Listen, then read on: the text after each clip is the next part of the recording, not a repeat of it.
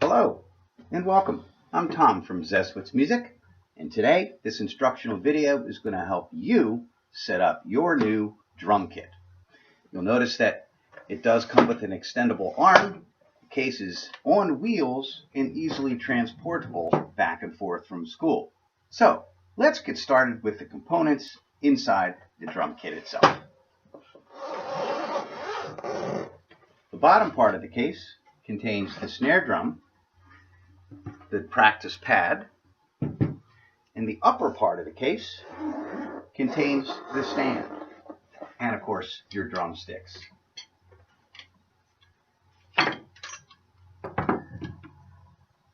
Now that you've got each component out of the drum case, let's take a closer look. The lower stand has a wing nut at the top and a wing nut to affix the feet. We spread the bottom legs into a tripod position, and we lock those legs in with the wing nut that's on the bottom. The upper portion, which we call the basket, needs to be extended. It's collapsed to be fit in the case, but once you take it out, we have a wing nut in the middle here. And I would suggest that you start in the full vertical position, and we tighten the wing nut down. Pretty easy. Once you've got that established, let's put the upper part, the basket, into the bottom base. And again, there's a wing nut here to tighten that in. Now, you might be asking yourself right now, how high do I make it? Well, over time, you'll get the idea of where it should be. Once the drum kit is assembled, it should be about waist high.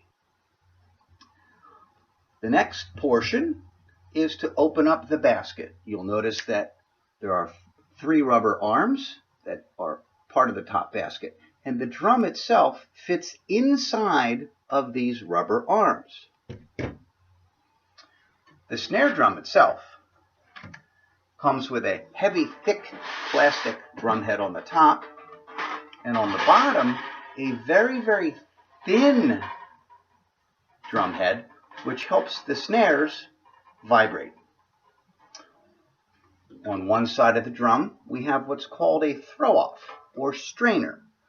In the off position, it's a tom-tom. But when we put the strainer on, we get the snare drum sound. Pretty cool.